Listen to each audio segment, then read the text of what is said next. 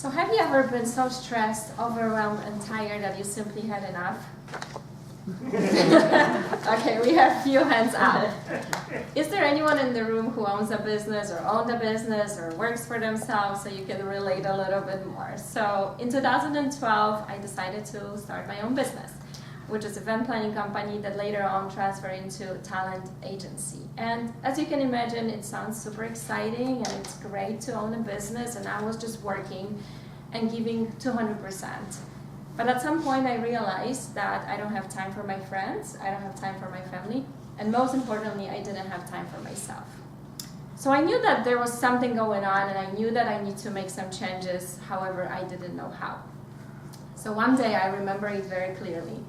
It was December 2016. My friend, Edita, she's Polish, this tall, curly, blonde hair. She calls me and she says, Alicja, do you want to go to India with me to do a silent meditation retreat?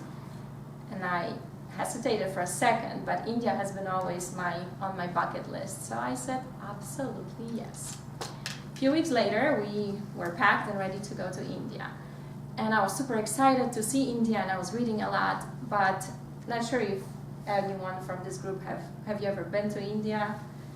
Right, so India, in one word, is intense and overwhelming. It's dirty, it's noisy, it smells, and there's like cows everywhere. Simply, they rule the country. So the first day I was shocked.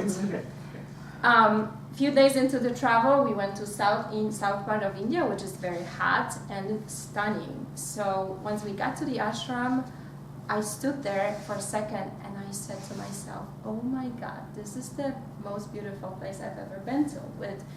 The ashram was surrounded by the mountains with stunning views.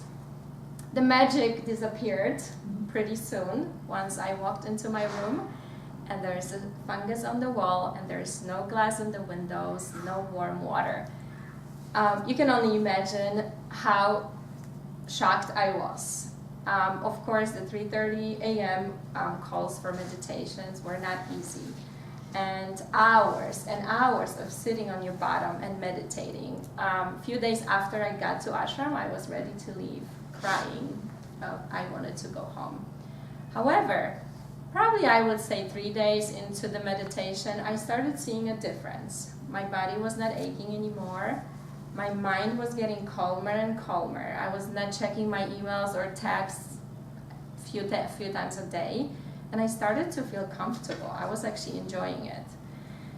So guess what? 2 weeks into the meditation, I came back to Chicago, and nothing really changed. Chicago was still here. My work was still here. My friends were here, family. You know what changed? There was one thing that changed. It was me.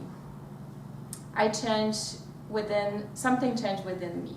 I was able to build a routine, take my own time in the morning for the practice for meditation.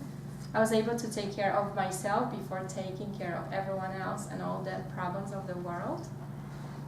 I started to see things differently, and I think I can truly say that meditation and going to the noisiest, stinkiest, and dirtiest country in the world saved my life. So if you're in a situation where you feel overwhelmed, stressed, you cannot sleep, I would say try to meditate.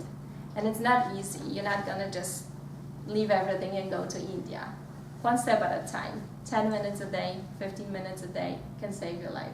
Thank you.